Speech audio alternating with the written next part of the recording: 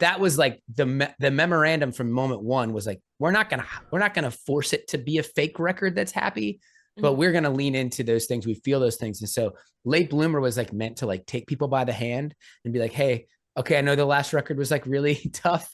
Like, what is the first lyrics are like racing heartbeat, catching breath. Oh my God, that was close. The adrenaline ebbs. When it's over, what comes next?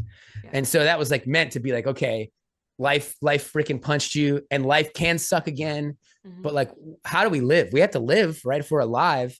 Everyone in your life is rooting for you to be alive. Like Yeah. almost everyone wants you to be alive. Almost everybody you should keep in your life wants you to be happy and wants you to Yeah. be fulfilled.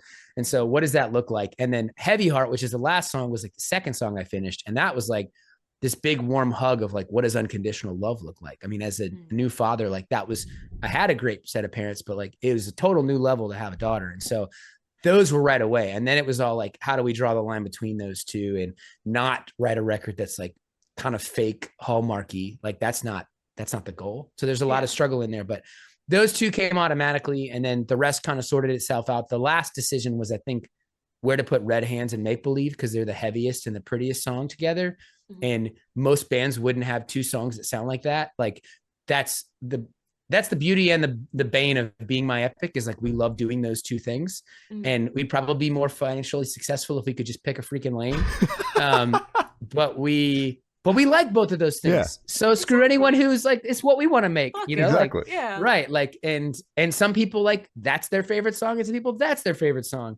And I needed both songs, which is why I'm my first audience. Like I needed both of those songs. Mhm. Yeah. And so it's like we just lean into like, okay, the play is to put Red Hands eighth and put Make Believe ninth. So it's like the heaviest and then the prettiest, which like kind of like raises the roof of the record and makes the prettiness of Make Believe hit even more. Like like we're such a band of dynamics. Like we love heavy and pretty. And if you Mhm. put them together in the right way, and then you get the bigs to sound bigger and the quiets to sound, you get the feelings. We want big feels. So Yeah. um yeah, so that's the story on the sequencing.